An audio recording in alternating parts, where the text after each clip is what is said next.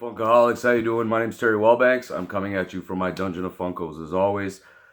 Today I wanted to come back and do a video. It's been a couple of weeks since I did one. I have gotten my Dorbz in a box started.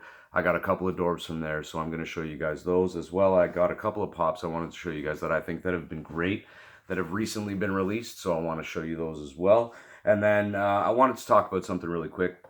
Just a couple of things that I've noticed lately. But the first one that I want to show you guys, there's actually a bunch of variants for this guy.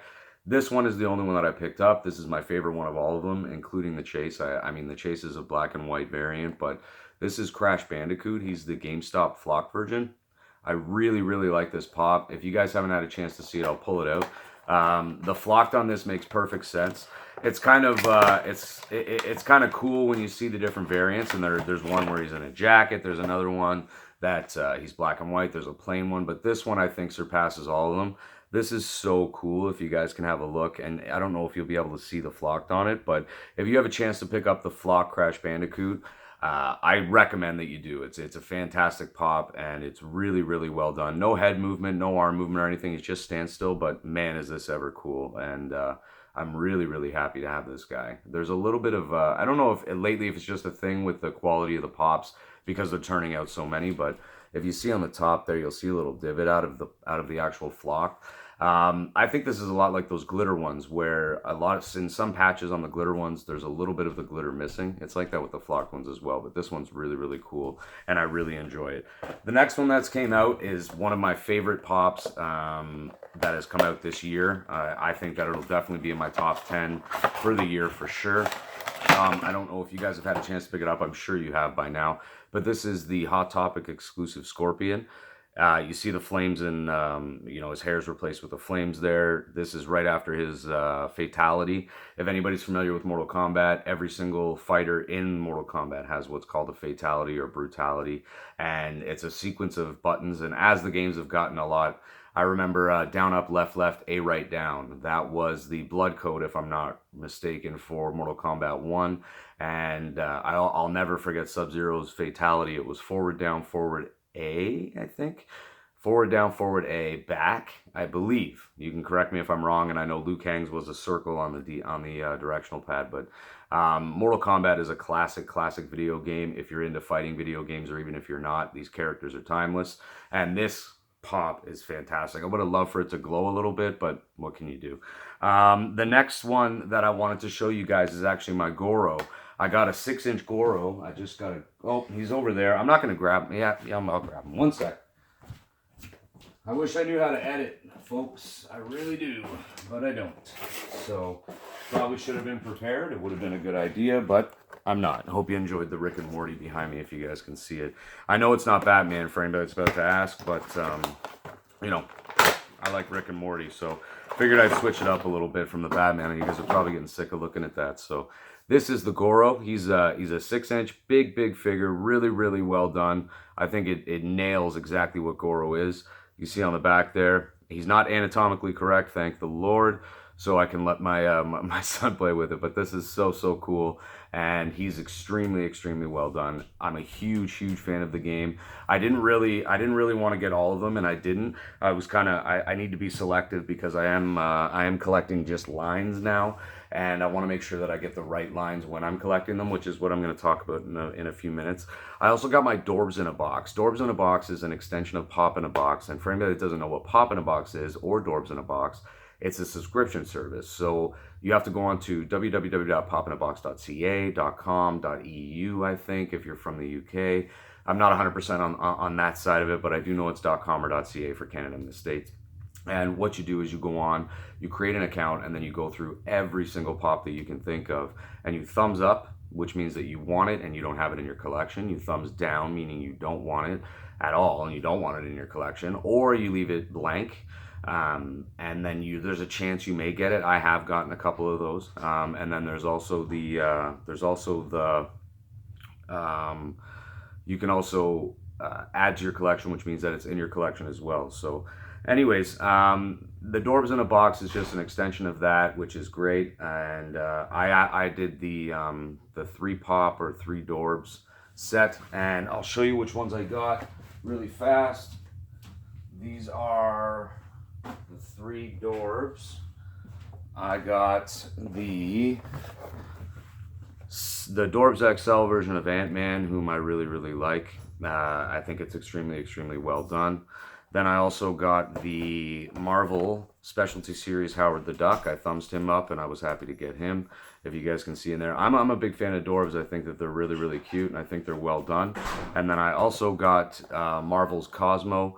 The Cosmo Pop is from Guardians of the Galaxy, and inside he's really, really cool. Now the thing is that I asked for 3 of them. I thumbsed up a bunch of regular ones, but they actually sent me 2 specialty series and an XL, and all the boxes are in great condition. There's no complaints at all. I thumbs down a lot, but I thumbs up a lot, but they still sent me some pretty cool ones. Now mind you, I've never gotten a chase from Pop in a Box at all, ever, and I've been with them for well over about, I'd say almost 2 years I've been with Pop in a Box.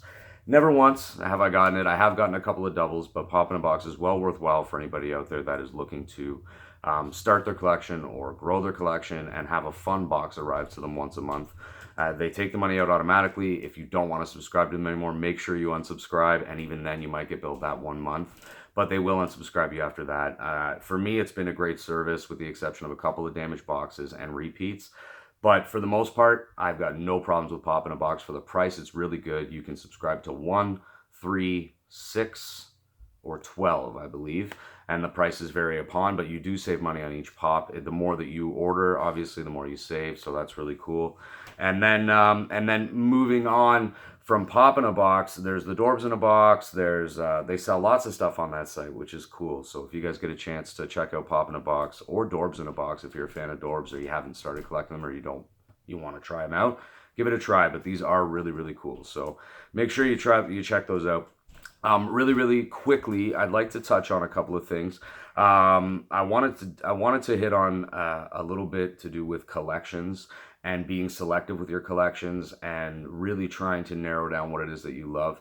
I don't know what it is about Funko collecting, but I started out just wanting to collect horror and Batman.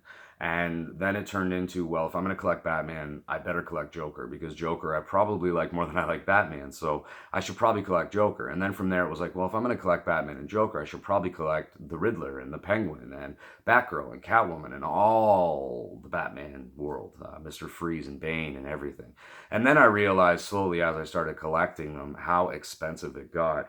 And a lot of people that get into Funko collecting are folks that have came from sneaker collecting, purse collecting, or collecting different things, and they come over to Funko thinking that it's going to be a little bit cheaper of a hobby, which it is.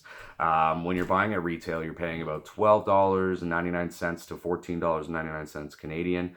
American, it's probably much less, and I don't know the rates everywhere else. You'll have to forgive me, but I do know that it is a lot cheaper if you're buying one every now and then. But that's not the way this works. If you start buying Funkos and you start collecting and you don't stick to your lines, you end up spending thousands of dollars, and you end up spending money that you don't need to spend, and you end up with a whole lot of Funkos that you probably don't need to have.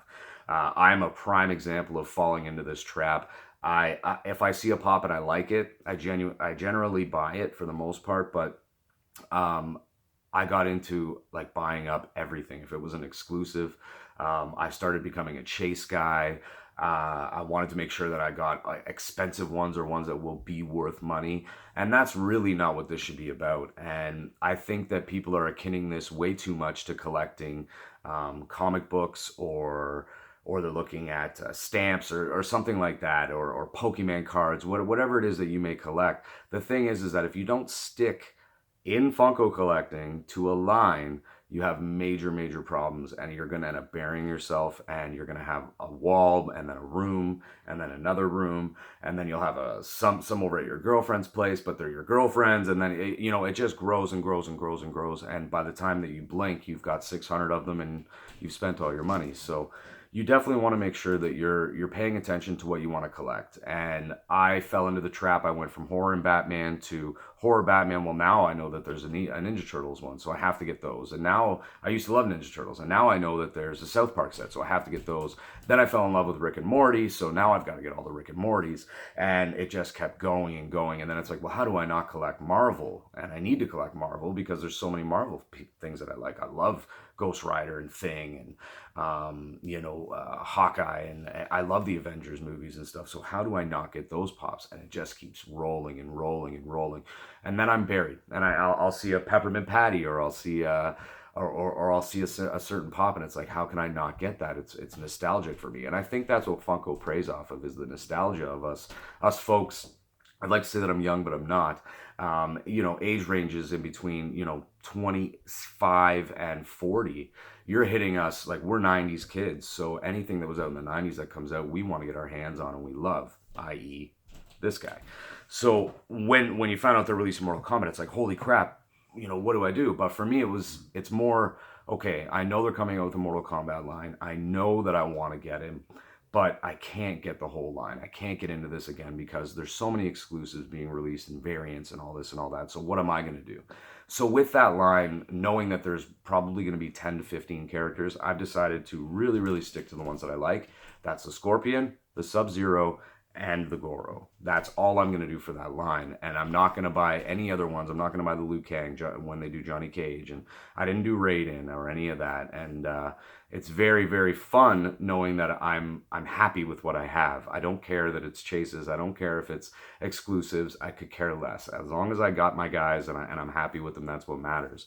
So if I can suggest anything to collectors out there that are just getting into it, or collectors that have been into it, and have massive collections, do a little bit of what I've done. I've basically gone through and I've decided, okay, well, I've decided with my amazing girlfriend Amy what I'm gonna do, and what I want to do is I want to focus on my certain lines, and then I have my grails, which are separate ones from my lines. But if I get those ones, I know I'll be super, super ecstatic.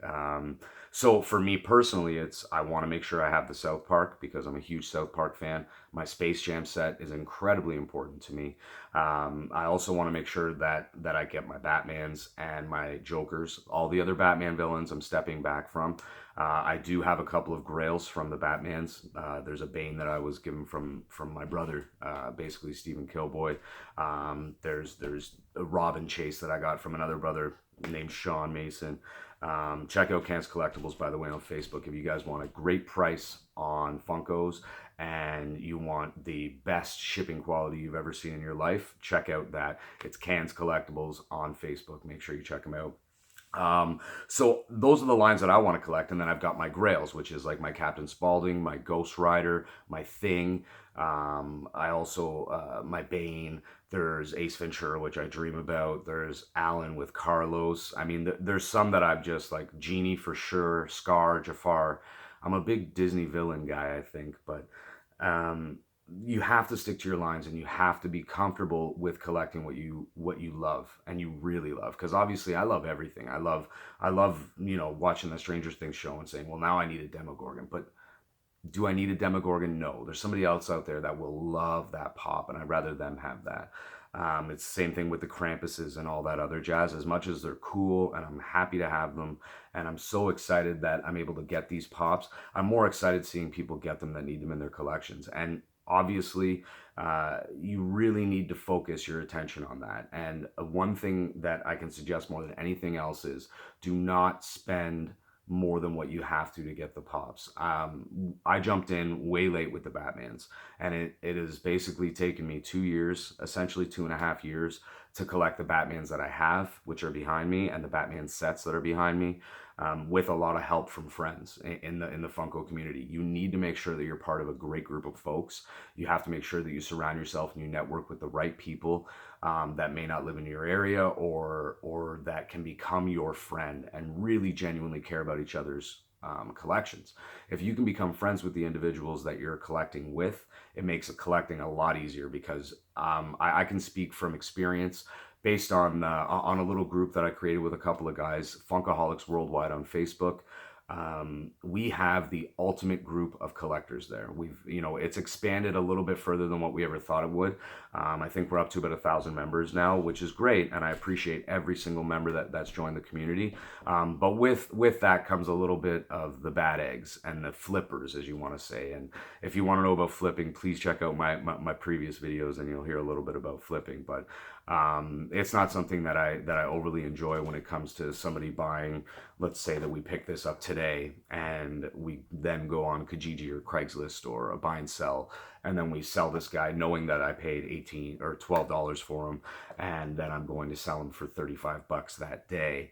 That's my definition of flipping. Now, in the same token, I don't believe that flipping would be, for me, if it's a chase and it's one that I want and I know that I can't get my hands on, I'll pay up to $35 for it. Possibly 40 if it's something insane that I want, but I would never pay more than $40 for a pop, I don't think. A lot of people do, and that's fine, because if you really want it, that's great, but just take your time and make sure that you do things properly and network with people. Like on Funkoholics Worldwide, you can meet some great collectors, you can meet some people out there that are genuinely wanting to help, people that live in other countries that have access to stores. Like, I'm from Canada, I don't get access to stores like Barnes & Noble, FYE, Box Lunch, Target. Our Walmarts and our Toys R Us are pathetic. We can't order from Funko.com.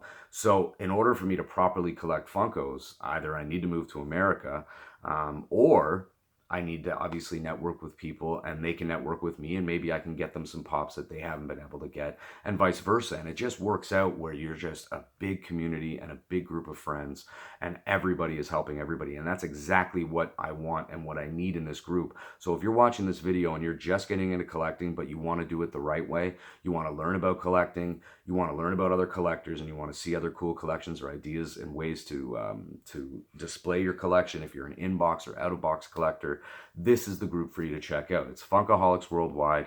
If you want to buy pops, you can go on to Cans Collectibles. And if you want a custom pop, you got to check out my brother Jim K at K's Customs. You will never ever see a better custom pop done in your life. This guy takes care with every pop he does. He does them immaculately, and I absolutely love him. I got a couple of trades coming up soon, guys. I got a couple more videos I want to do. There's other topics that I want to discuss. There's a lot of things that I really want to get into when it comes to collecting Funkos, and how I can try to help you get the collections that you want and get the pops that you want and need at an affordable price, and not paying, $60, $70 for a pop, and doing it via trading, doing it via networking, doing it via going to stores and making sure you get your pre-orders in. These are all things that I want to share with you guys. I have given tips and tricks, but I really want to get into it for you, guys and gals, and really try to share with you my strategy and how I've been able to grow the humble collection that I have, which isn't crazy by any means. And I'm not trying to say I'm the #1 collector in the world, but I'm definitely one that wants to make sure everybody has their collections and everybody gets everything that they want. Hopefully, you guys enjoyed the video enough that you'll give it a thumbs up. And if you're new, please subscribe. Leave a comment below, introduce yourself. Let me know if you're going to join us on Funkoholics Worldwide. Check out Cans Collectibles. Check out K's Customs. There's a bunch of great groups on Facebook, but if I had to recommend one truly amazing group with great people, that we're limited to drama, we don't allow flipping, we don't allow berating of other members for asking questions, it's Funkoholics Worldwide, and we genuinely hope that you'll join us. I hope that you'll watch some of my previous content. As I said, please comment. Please let me know you're here. I love interacting with everybody, and I can't thank each of you enough for taking time to watch. It means the world to me, and we will see you very, very soon with an unboxing video. I think I got a few things coming this week from my buddy Chris Brown. Maximilian's sending me some stuff. There's a lot of stuff coming in, and I can't wait to get it. I think I'm getting something from my buddy Lucas DeCosta, so I will open all those on camera, and I'll show you guys. I also have my Pop in a Box coming too, and hopefully I'll be able to do a review, because from what I heard, finally in Canada, we're getting a couple of really good releases coming up. So I'll show you guys those as well. Much love to you all. Have an amazing rest of the week. Happy hunting, and I hope everybody finds every pop they're looking for. Much love. Talk soon. Bye-bye.